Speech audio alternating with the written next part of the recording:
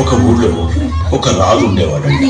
అతను ఏదో రాయి కోసం తన ఆయుధాన్ని వదిలి తన భూమి మొత్తాన్ని ఊరి వాళ్ళకి ఇచ్చాడంట. కానీ తర్వాత వచ్చిన వంశస్థులకి ఆ స్థలం కావాల్సి వచ్చింది.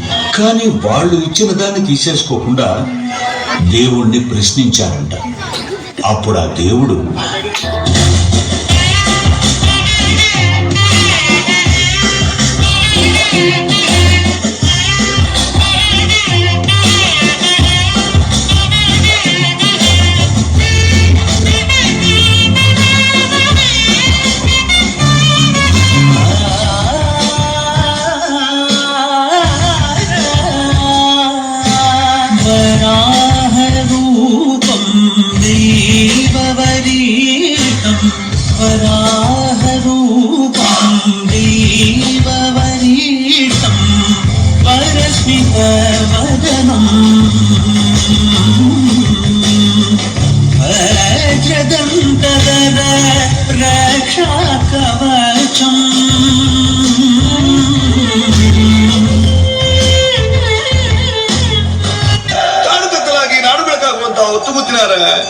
ನನ್ನ ರಾಜಸ್ಥಾನದಲ್ಲಿ ನಿಂತು ಕೇಳುವಂತ ವಾಡಿಕೆ ಕೇಳುವಂತ ಪ್ರಶ್ನೆ ಏನಾದರೂ ಉಳಿದಿದೆ ಗೊತ್ತಿನಾರೆ పంజుర్లి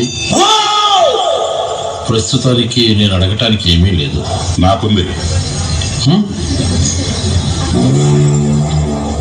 ఈ ఆస్తి, భూమి ఇవేవి కూడా ఈ ఊరు వాళ్ళే కావు. నువ్వు ఊరుకురా, మాట్లాడుకో. సరే, మీది కూడా కాదు, నాది. దీన్ని నువ్వు నాకు తిరిగి ఇచ్చేయాలి. ಬಹಳ ಒಳ್ಳೆ ಪ್ರಾರ್ಥನೆ ಗೊತ್ತಿನಾರೆ. ನಿಮ್ಮ ಜಾಗ ನಾನು ಹಿಂದಿರಿಸಿ ಕೊಡ್ತೇನೆ. ಊರಿನ ಜಾಗವನ್ನು ನಾನು ನಿಮ್ಗೆ ಹಿಂದಿರಿಸಿ ಕೊಡ್ತೇನೆ. ಆದ್ರೆ ನಾನು ಇಲ್ಲಿವರೆಗೆ ನಿಮಗೆ ಕೊಟ್ಟಂತ ನೆಮ್ಮದಿನ ನೀವು ಹಿಂತಿರಿಸಿ ಕೊಡ್ಬೋದಾ ಗೊತ್ತಿನಾರೆ. అయితే నువ్వు తిరిగి ఇవ్వలేవా? పర్లేదు, దీన్ని ఎక్కడ తెలుసుకోవాలో అక్కడే తెలుసుకుంటాను. బాంబే నుంచి ఇక్కడికి కోలం చూడడానికి రాలేదు, భూమిని వెనక్కి తీసుకోవడానికి వచ్చాను. ఊరు వాళ్ళకి చెందిందా? ఇది దేవుడు మాట్లాడుతున్నాడా, దేవుడు నర్తకుడు మాట్లాడుతున్నాడా? మసాలా నూనె రాయినిచ్చి మా పూర్వీకులను మోసం చేసినట్టు నన్ను చేయడం కుదరదు. మీకు ఇప్పుడు మిగిలింది రెండే దారులు. ఒకటి భూమిని వదలాలి, లేదా ప్రాణం వదలాలి. మొగుడు చచ్చిన ముండలంతా ఆలోచించకండి, మీకు నేను ఉన్నాను కదా.